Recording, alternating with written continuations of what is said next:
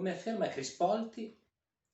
è certo che nella situazione storico-artistica italiana, tra le due guerre, la prima e la seconda guerra mondiale, di fronte all'ufficialità di Novecento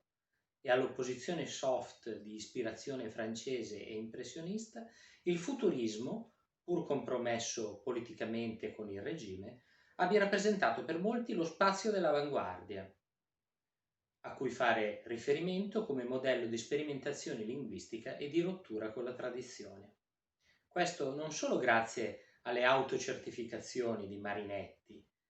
ma anche e soprattutto all'esplicito consenso di prestigiosi protagonisti dell'astrattismo.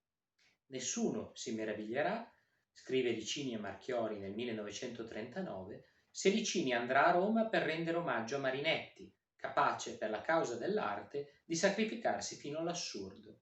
Devo riconoscere che la battaglia è stata vinta grazie all'intervento disinteressato e tempestivo di Marinetti, ed è per questo che voi a Roma mi troverete appeso alle pareti riservate ai futuristi e con me Ro, Radice e Soldati. E ancora nel 1946 Lucio Fontana scrive all'amico Tullio Dalbisola: ho lanciato un manifesto bianco, si polemizza sull'arte, l'arte spaziale, Marinetti, Santelia, Boccioni sono gli assoluti precursori, così li definisce Lucio Fontana, sottolineando con ciò le affinità elettive che intercorrono tra il futurismo e il vitalismo fontaniano degli ambienti spaziali realizzati da lì a poco.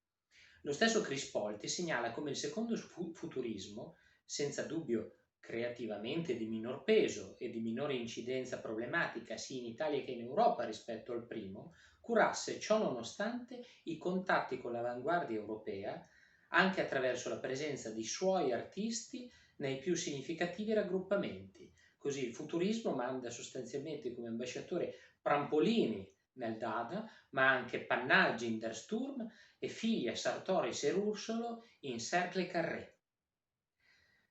Per analoghe ragioni, tra reali sintonie e considerazioni strategiche, si stringono rapporti di collaborazione con gli architetti razionalisti, Terragni e Persico, e attraverso la mediazione loro e di Sartoris con gli astrattisti della Galleria del Milione. Tanto che futuristi e astrattisti espongono insieme in più occasioni anche ufficiali, come la Quadriennale di Roma del 1939 e la Biennale di Venezia del 1940.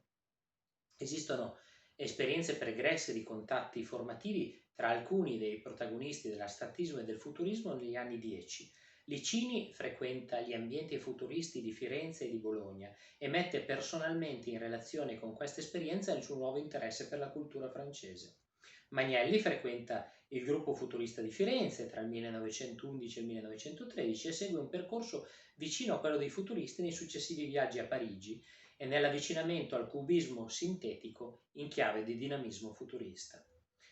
Per venire a tempi più recenti, a personaggi meno noti sulla scena artistica, la torinese Regina Cassolo Bracchi,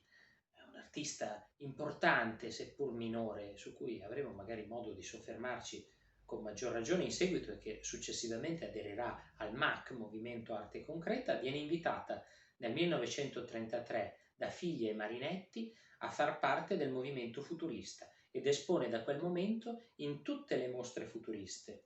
sottoscrivendo nel 1934, insieme a Bruno Munari, il manifesto tecnico dell'aeroplastica futurista, alle cui teorie si connettono senza dubbio le sue maschere simultanee in alluminio del 1935, degli anni 30 in genere. Abbiamo quindi un percorso di vicinanza tra astrattisti e futuristi e che vede di fatto gli astrattisti e i futuristi nello specifico sempre all'avanguardia nella ricerca artistica. Arriveremo poi su questa strada appunto a Lucio Fontana, ai Mobili di Munari, a Fausto Melotti, ma questa è un'altra storia per un altro ragionamento. Questi erano estratti dal saggio di Sandra Solimano per il catalogo Futurismo, i grandi temi 1909-1944, Mazzotta